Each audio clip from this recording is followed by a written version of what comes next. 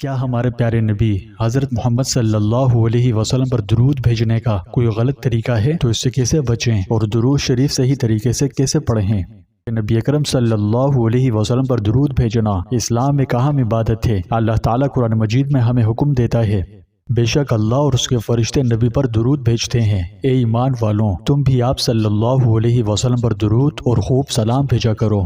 اس مذکورہ آیت مبارکہ میں اللہ تعالیٰ نے اہل ایمان کو نبی آخر الزماں صلی اللہ علیہ وسلم پر صلاۃ والسلام بھیجنے کا حکم عام ارشاد فرمایا ہے، تو اس حکم کی بجاوری کے لیے صلاۃ والسلام کے معنی و مفہوم سمجھنا نہایت ضروری ہے تاکہ حکم پر عمل ہو سکے۔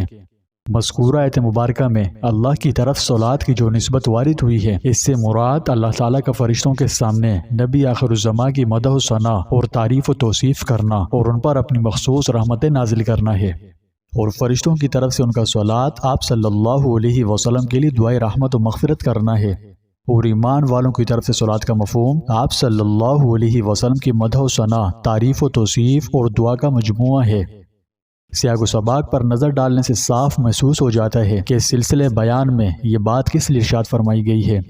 یہ وہ وقت تھا جب دشمنان اسلام اس دین مبین کے فروغ پر اپنے دل کی جلن نکالنے کے لیے حضور صلی اللہ علیہ وسلم کے خلاف الزامات کی پوچھاڑ کر رہے تھے، اور اپنے نزدیک یہ سمجھ رہے تھے کہ اس طرح کیچڑ اچھال کر وہ آپ کے اس اخلاقی اثر کو ختم کر دیں گے جس کی بدولت اسلام اور مسلمانوں کے قدم روز بروز بڑھتے چلے جا رہے تھے۔ ان حالات میں اس آیت کا نزول فرما کر اللہ تعالیٰ نے دنیا کو بتا دیا کہ کفار و مشرکین اور منافقین میرے نبی کو بدنام کرنے اور نیچا دکھانے کی جتنی چاہیں کوششیں کریں، لیکن آخرکار انہیں شکست ہوگی، اس لیے کہ میں اس پر مہربان ہوں، اور اس ساری کائنات کا نظم و نسق جن فرشتوں کے ذریعے سے چل رہا ہے وہ سب اس کے حمایتی اور شنخواہ ہیں، اور وہ اس کی مذمت کر کے کیا پا سکتے ہیں جبکہ میں اس کا نام بلند کر رہا ہوں اور میرے فرشتے اس کی تعریفوں کے چرچے کر رہے ہیں، تو وہ اپنے اونچے ہتھیاروں سے اس کا کیا ہی بگاڑ سکتے ہیں جبکہ میری رحمتیں اور برکتیں اس کے ساتھ ہیں، اور میرے فرشتے دن رات دعائیں کر رہے ہیں کہ رب العالمین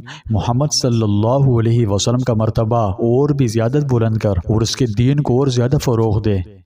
دوسرے الفاظ میں اس کا مطلب یہ ہے کہ اے لوگوں جن کو محمد الرسول اللہ صلی اللہ علیہ وسلم کی بدولت راہ راست نصیب ہوئی ہے، تم ان کی قدر پہچانو اور ان کے احسان عظیم کا حق ادا کرو۔ تم جہالت کی تاریکیوں میں بھٹک رہے تھے، اس شخص نے تمہیں علم کی روشنی دی، تم اخلاق کی پستیوں میں گرے ہوئے تھے، اسی شخص نے تمہیں اٹھایا اور اس قابل بنایا کہ آج محسود خالق بنے ہوئے ہو۔ تم صفاکیت اور حیوانیت میں مبتلا تھے، اس شخص نے تم کو بہترین انسانی تہذیب سے آراستہ کیا۔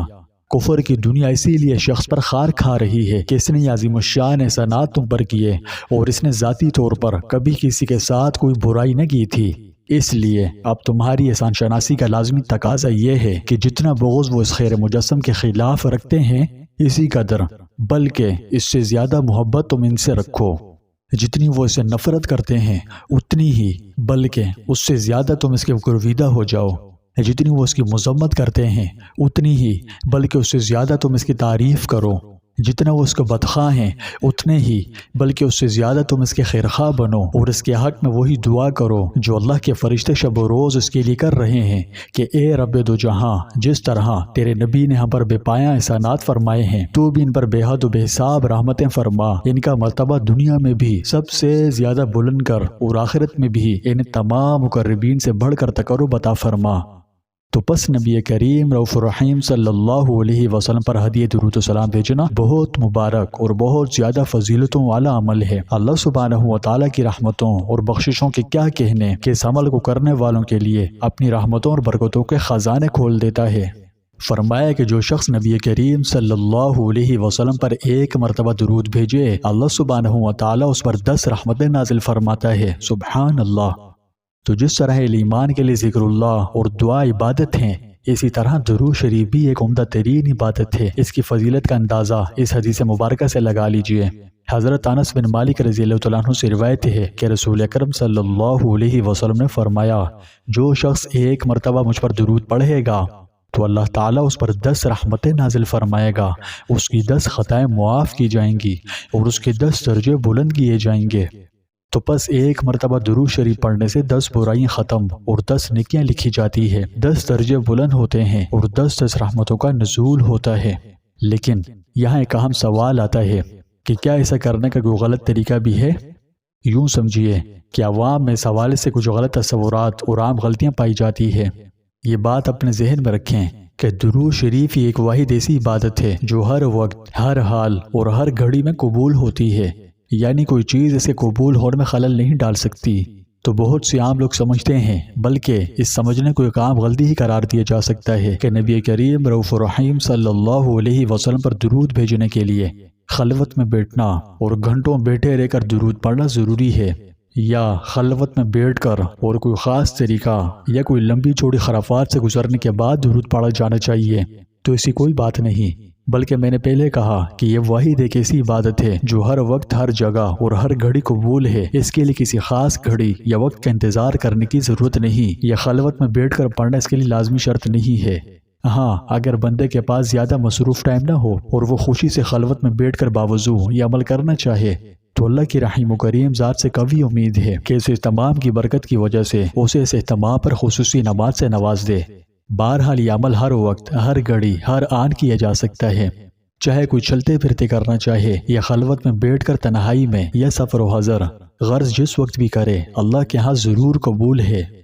دوسری غلط فہمی عوام میں یہ پائی جاتی ہے اور سمجھتے ہیں کہ جب تک بندہ زبان سے درود شریف پڑھنے کی نیت نہ کرے اس کا درود قبول نہیں۔ تو یہ صرف سوچنے کی بات ہے، کیونکہ ظاہر ہے کہ ایک شخص جب درود پڑھتا ہے تو اس کی نیت خود بخود یہی ہوتی ہے کہ وہ حضور جان رحمت سے اپنی محبت و عقیدت کا ٹوٹا پھوٹا اظہار کرے، تو بس درود پڑھنے والے اسی نیت کے ساتھ پڑھتے ہیں۔ تو درود پڑھنے سے پہلے زبان سے لمبی چوڑی نیت کرنے کی علماء کے نزدیک کوئی حقیقت نہیں، بس دل میں نیت ہونا کافی ہے۔ لیکن اگر کوئی دل میں نیت کرنے کے ساتھ زبان سے بھی کرنا چاہے تو کوئی مذائقہ نہیں، بلکہ اسے دھیان نصیب ہوگا۔ ایک حدیث میں نبی کریم صلی اللہ علیہ وسلم نے فرمایا کہ اعمال کا دار و مدار نیتوں پر ہوتا ہے، اور ہر شخص کو وہی ملے گا جو اس نے نیت کی۔ تو آپ درود شریف پڑھنے سے پہلے نیت کرنی چاہیں تو کر لیں، ورنہ دل میں نیت کافی ہے۔ اس کے علاوہ ایک اور عام غلطی مستند درود کے الفاظ کو بدلنا ہے،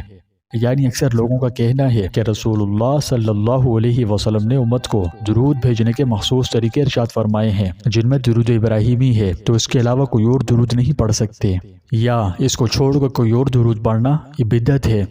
تو دیکھیے، علماء کرام فرماتے ہیں کہ ہر کسی کی محبت کا انداز الگ ہوتا ہے، اس لیے اگر کوئی محبت میں صیغے بدل کر، یعنی الفاظ بدل کر درود پڑھے اور الفاظ صلاۃ والسلام کے ٹھیک ہوں تو پڑھنے میں کوئی مذائقہ نہیں۔ تاہم نماز میں درود ابراہیمی پڑھنا چاہیے، کیونکہ یہ مستند ہے اور خود رسول اللہ صلی اللہ علیہ وسلم نے ارشاد فرمایا ہے۔ اسی کے ساتھ یہ بھی سمجھ لیجئے کہ اگر کوئی شخص چاہتا ہو کہ وہ کم وقت میں زیادہ درود پڑھے، اور درود ہو بھی ایسا کہ مختصر ہونے کے ساتھ ساتھ جس میں صلاۃ والسلام دونوں شامل ہوں، تو چاہیے کہ ان الفاظ سے درود پڑھے: اللہم صل علی سیدنا و مولانا محمد النبی الامی وعلی آلہ وسلم تسلیما۔ یہ انتہائی مختصر لیکن گہرا معنی خیز ہے اور کم وقت میں زیادہ پڑھا جا سکتا ہے۔ تو پیارے بھائیوں اور بہنوں، نبی اکرم صلی اللہ علیہ وسلم پر درود بھیجنا ایک بہت ہی خوبصورت عبادت ہے جو ہمیں اللہ اور اس کے رسول سے جوڑتی ہے۔ اس لیے چاہیے کہ خلوص کے ساتھ زیادہ سے زیادہ درود پڑھنے کی کوشش کریں۔ اللہ پاک ہمیں اپنے پیارے محبوب علیہ الصلوۃ والسلام پر خوب ذوق و شوق اور محبت سے بکثرت درود و سلام کے نذرانے بھیجنے کی توفیق نصیب فرمائے۔